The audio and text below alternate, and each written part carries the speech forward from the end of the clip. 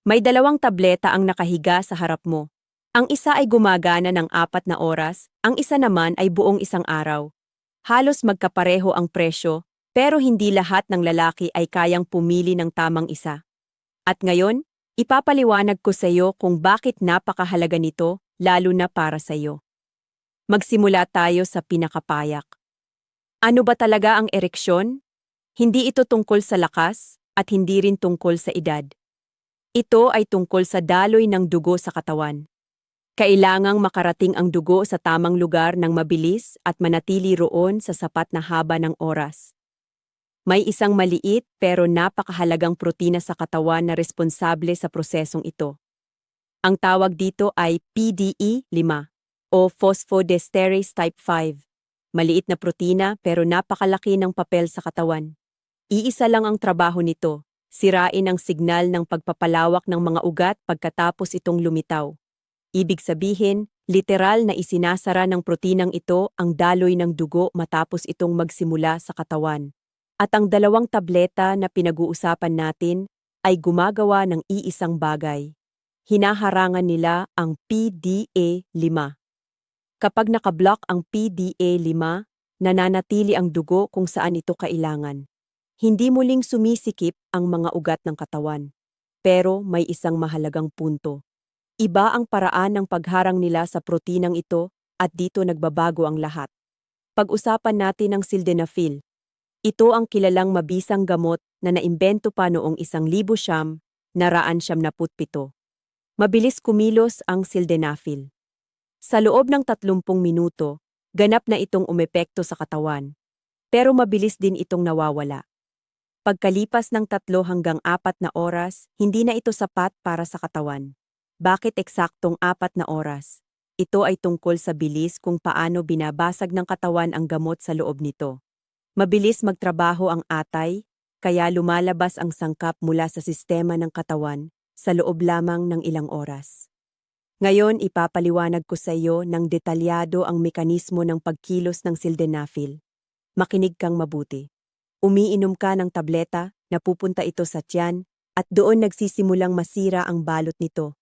Pagkatapos, ang sangkap ay hinihigop papunta sa dugo sa pamamagitan ng mga pader ng bituka. Umaabot ito ng mga 20 hanggang 30 minuto. Kapag nasa dugo na, hinahanap ng sildenafil ang mga molekula ng PDE5 at mahigpit itong hinaharangan sa katawan. Sa puntong ito, ang nitric oxide ay malayang nakakapagpalawak ng mga ugat. Dumadaloy ang dugo kung paano ito dapat dumaloy. Ang epekto ay tumatagal habang ang gamot ay nasa dugo at unti-unti itong winawasak ng atay. Mayroon ding mga side effect. Direktang konektado ang mga ito sa katotohanang ang PDE5 ay hindi lang matatagpuan sa lugar na kailangan natin. May PDE5 din sa mga ugat ng mata. Kaya maaaring magdulot ito ng pamumula at pagbabago sa paningin. Pinapababa rin ng sildenafil ang presyo ng dugo sa mga ugat, at ibig sabihin nito, kapag isinabay sa nitrates, maaaring bumagsak ng delikado ang presyon. Ito ang pangunahing kontraindikasyon. Ang nitrates at sildenafil ay hindi kailanman dapat inumin ng magkasama. Sakit ng ulo, pagkahilo, pamumula ng mukha. Lahat ng ito ay karaniwang reaksyon ng katawan sa gamot na ito. Pero sa karamihan ng kaso, kusang nawawala ang mga side effect ilang oras pagkatapos ng pag-inom. Ngayon naman, pag-usapan natin ang tadalafil. At dito na talaga nagiging interesante ang usapan. Hinaharangan din ng tadalafil ang PDE5, pero mas matagal itong nananatili sa katawan kumpara sa sildenafil. Bakit? Dahil iba ang pagkakabuo ng molekula nito. Mas mabagal itong winawasak ng atay. Ang kalahating buhay ng tadalafil ay humigit kumulang 18 oras. Iyan ay halos 4 na beses na mas mahaba kaysa sa sildenafil. Ibig sabihin, maaaring tumagal ang epekto mula 12 hanggang 24 na oras pagkatapos inumin ang tableta. Maraming lalaki ang umiinom ng tadalafil. At kahit makalipas ang isang araw, gumagana pa rin ang katawan ng maayos, gaya ng nararapat. Pero may sarili ring mga katangian ang tadalafil pagdating sa epekto nito sa iba't ibang bahagi ng katawan. Pinapababa rin nito ang presyo ng dugo sa mga ugat. Nariyan pa rin ang parehong panganib kapag isinabay sa nitrates. Pero may isang bagay na malinaw na kaiba nito kumpara sa sildenafil. Mas kaunti ang epekto ng tadalafil sa mga mata, pero maaari naman itong magdulot ng pananakit ng likod at mga kalamnan. Iyan ang parang tatak nito. Bakit sumasakit ang likod? Dahil ang PDE5 ay matatagpuan din sa mga kalamnan ng ating katawan. Ang pagharang din sa proteinang ito sa mga kalamnan ng katawan ay maaaring magdulot ng pansamantalang pagre-relax at masakit na pakiramdam ng hindi komportable. Ngayon, ipapakita ko sa inyo ng malinaw ang pagkakaiba ng dalawang gamot na ito pagdating sa kanilang epekto. Magkakaiba ang bilis ng pagsipsip ng katawan, haba ng bisa, at bilis ng paglabas ng gamot sa sistema. Ang sildenafil ay may mabilis na simula at mabilis ding pagtatapos. Direkta at predictable ang resulta nito sa katawan. Ang tadalafil naman ay may mabagal na simula pero napakahaba ng epekto. Mas matagal itong nananatili sa katawan. Kanino pinakaangkop ang sildenafil? Para sa mga taong eksaktong alam kung kailan nila kailangan ng epekto. Alam mong kailangan mo ng resulta makalipas ang 2 oras, kaya iinumin mo ang sildenafil 30 minuto bago. Pero kung ayaw mo nang mag-isip at magplano, may mga lalaking umiinom ng tadalafil araw-araw. Nasasanay ang katawan sa pare-parehong antas ng gamot sa dugo at nagiging matatag ang paggana ng lahat. Ngayon, pag-usapan natin ang dosis. Dito madalas nagkakamali ang maraming lalaki. Ang karaniwang dosis ng sildenafil ay 50 miligramo. Maaari itong itaas hanggang 100 miligramo, pero hindi ibig sabihin na mas marami ay mas maganda. Tinatanggap lang ng katawan ang dami na kaya nitong iproseso. Sa tadalafil naman, ang karaniwang dosis ay 10 miligramo at ang pinakamataas ay 20 miligramo. Pansinin ninyo ang malaking pagkakaiba sa mga bilang. Ang tadalafil ay gumagana sa dosis na halos 10 beses na mas mababa. Ipinapakita nito kung gaano kaiba ang pakikipag-ugnayan ng mga molekulang ito sa mga reseptor sa loob ng katawan.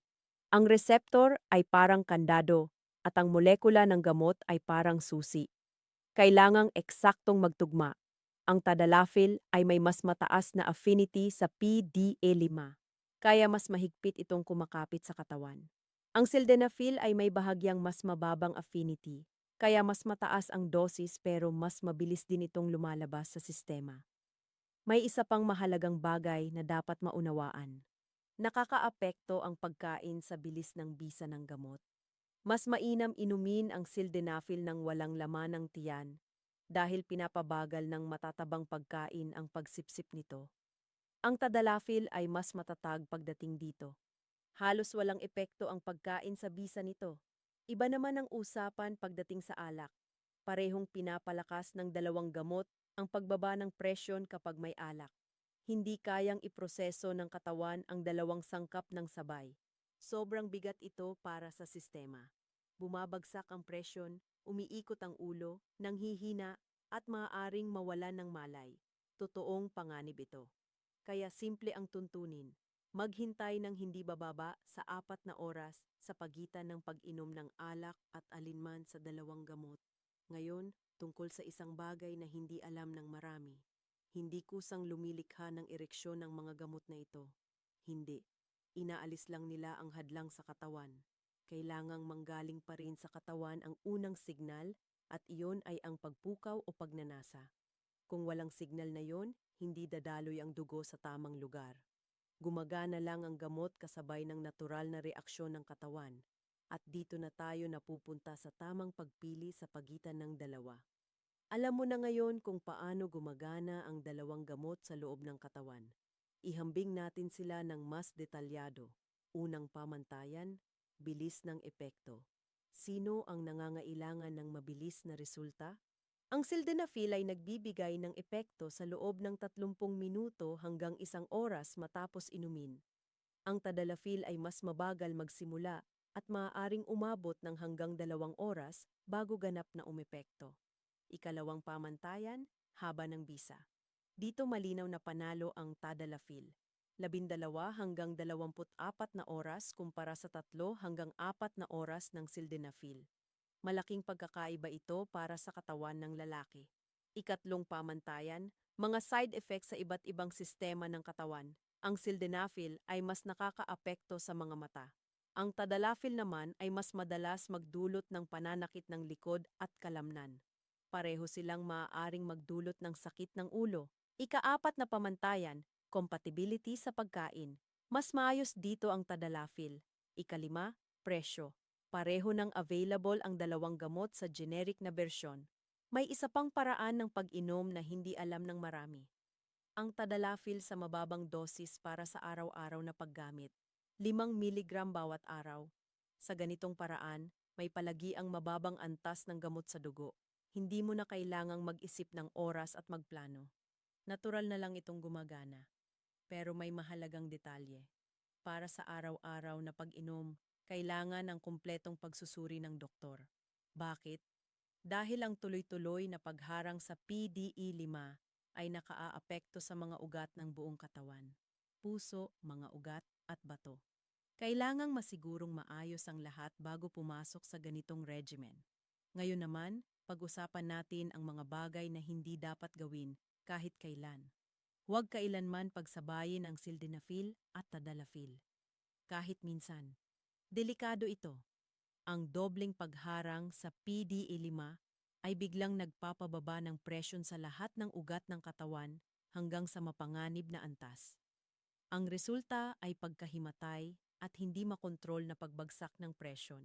Hindi rin dapat gamitin ang mga gamot na ito kung may sakit sa puso nang walang pahintulot ng doktor. Kung umiinom ka ng nitrates para sa presyon, bawal sa iyo ang dalawang gamot na ito. Bakit? Dahil ang nitrates ay nagpapalawak din ng mga ugat? Hindi kakayanin ng katawan ng dobleng pagpapalawak? Mayroon pang mga taong talagang hindi angkop sa mga gamot na ito. Ang mga may sakit sa mata, tulad ng retinitis pigmentosa, kung saan malubha na ang pinsala sa mga selula ng mata. Maaaring pabilisin ng sildenafil ang pagkasira ng mga selulang ito. Napakasensitibo ng mata sa ganitong kondisyon. Mahalaga rin ang papel ng bato at atay. Kapag mahina ang paggana ng mga ito, kailangang bawasan ang dosis. Hindi kayang iproseso ng katawan ang karaniwang dami, kaya mabilis itong naiipon. Ngayon, sasabihin ko ang isang napakahalagang bagay. Ang mga gamot na ito ay pang-sintomas lang, hindi pang-ugat ng problema. Tinutulungan nila ang daloy ng dugo, pero hindi nila inaayos ang dahilan kung bakit ito nasisira. Maraming posibleng sanhi. Mataas na presyon, diabetes, mataas na kolesterol. Lahat ng ito ay direktang nakaapekto sa mga ugat. Ang labis na timbang at kakulangan sa galaw ay may epekto rin. Unti-unting nababara ang mga ugat at humihina ang daloy ng dugo bawat taon. Kaya kung regular kang gumagamit ng mga gamot na ito, siguraduhing magpa-check up ka ng buo. Magpa-test ng kolesterol, asukal, hormones, at ipasuri ang mga ugat. Maaaring sapat na ang simpleng pagbabago sa pamumuhay para mabawasan ng malaki ang pangangailangan sa mga gamot. Ngayon, paano naman ang pangmatagalang paggamit? May nabubuong tolerance ba ang katawan? Nawawala ba ang epekto sa paglipas ng panahon? Sa klinikal na datos, hindi. Ipinapakita ng mga pag-aaral na hindi bumababa ang tugon ng katawan kahit makalipas ang 1 taon. Pero may isang mahalagang detalye. May ilang lalaki na nagkakaroon ng psikolohikal na pag-asa. Nawawala ang tiwala nila na kaya ng katawan nang walang tulong ng tableta at nagsisimulang matakot kapag wala ito. Hindi na ito usapin ng katawan, kundi ng isipan. At ibang espesyalista na ang kailangan dito. May isa pang interesanteng bagay. May mga pag-aaral na nagpapakita ng karagdagang benepisyo. Ang araw-araw na pag-inom ng mababang dosis ng tadalafil ay maaaring makatulong sa pag-ayos ng endothelium ng mga ugat sa paglipas ng panahon. Ibig sabihin, hindi lang pansamantalang tulong, kundi unti-unting inaayos ang mga ugat mula sa loob. Patuloy pa itong pinag-aaralan, pero maganda ang mga paunang resulta para sa pangmatagalang kalusugan. Buo din natin ang lahat. Kailan pinakamainam piliin ang sildenafil? Kapag alam mo kung kailan mo kailangan ang epekto. Wala kang malubhang chronic na sakit. Kaya mong kontrolin ang oras ng pag-inom. Sa ganitong kaso, sildenafil ang mas bagay sa iyo. Kailan naman tadalafil? Kapag gusto mo ng katahimikan at katatagan, nang walang plano at oras-oras na pag-iisip. Kapag ayaw mong magkamali sa timing at mas gusto mong kalimutan na lang ito. Ang tadalafil ang mas angkop, lalo na ang araw-araw na 5 miligramo. May ikatlong opsyon na hindi alam ng marami.